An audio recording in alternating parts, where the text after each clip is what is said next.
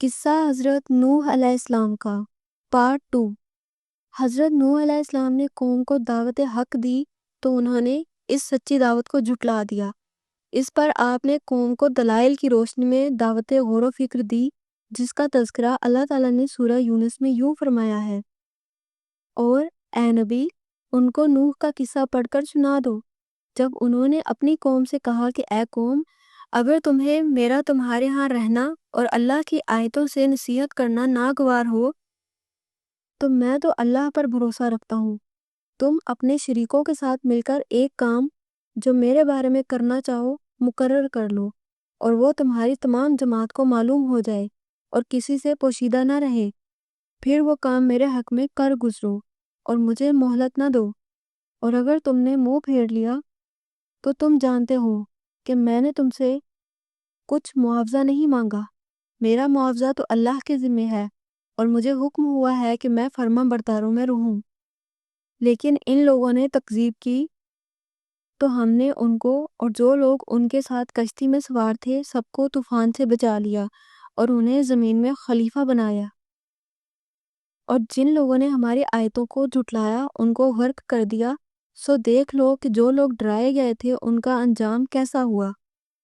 حضرت نوح علیہ السلام کے مدلل دعوت کا انکار کرنے کے ساتھ ساتھ گمراہ قوم نے عجیب و غریب دلائل سے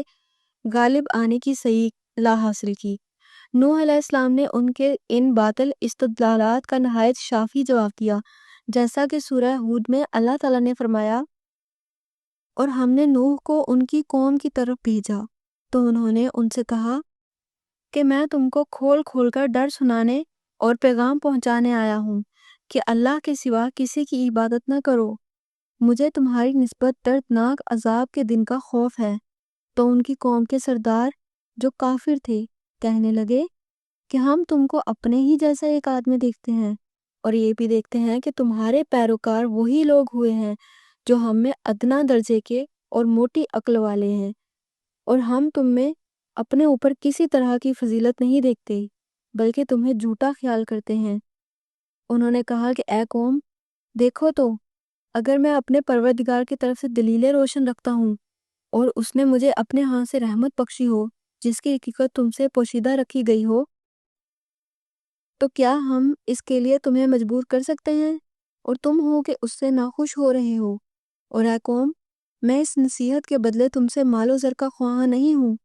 میرا صلہ تو اللہ کے ذمہ ہے، اور جو لوگ ایمان لائے ان کو نکالنے والا بھی نہیں ہوں، وہ تو اپنے پروردگار سے ملنے والے ہیں۔ لہٰذا میں دیکھتا ہوں کہ تم لوگ نادانی کر رہے ہو، اور برادران ملت، اگر میں ان کو نکال دوں تو عذاب الہی سے بچانے کے لیے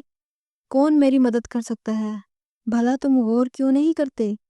اور میں تم سے یہ نہیں کہتا کہ میرے پاس اللہ کے خزانے ہیں، اور نہ یہ کہ میں غیب جانتا ہوں،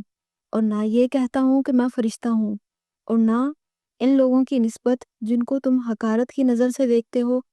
یہ کہتا ہوں کہ اللہ ان کو بھلائی یعنی اعمال کی جزائے نیک نہیں دے گا، جو ان کے دلوں میں ہے اسے اللہ خوب جانتا ہے، اور اگر میں ایسا کہوں تو بے انصافوں میں ہوں۔ انہوں نے کہا کہ نوح، تم نے ہم سے جھگڑا کیا اور جھگڑا بھی بہت کیا، لیکن اگر سچے ہو تو جس چیز سے ہمیں ڈراتے ہو وہ ہم پر لا نازل کرو۔ نوح علیہ السلام نے کہا کہ اس کو تو اللہ ہی چاہے گا تو نازل کرے گا، اور تم اس کو کسی طرح ہرا نہیں سکتے، اور اگر میں یہ چاہوں کہ تمہاری خیر خواہی کروں اور اللہ یہ چاہے کہ وہ تمہیں گمراہ کرے تو میری خیر خواہی تم کو کچھ فائدہ نہیں دے سکتی۔ وہی تمہارا پروردگار ہے اور تمہیں اسی کی طرف لوٹ کر جانا ہے۔ کیا یہ کہتے ہیں کہ اس پیغمبر نے قرآن اپنے دل سے بنا لیا ہے؟ آپ کہیے کہ اگر میں نے اس کو گھڑا ہے تو میرے گناہ کا وبال مجھ پر، اور جو گناہ تم کرتے ہو اس سے میں بری ذمہ ہوں۔ اور نوح کی طرح وحی کی گئی کہ تمہاری قوم میں جو لوگ ایمان لا چکے ان کے سوا اور کوئی ایمان نہیں لائے گا، تو جو کام یہ کر رہے ہیں ان کی وجہ سے غم نہ کھاؤ، اور ایک کشتی ہمارے حکم سے ہمارے روبرو بناؤ۔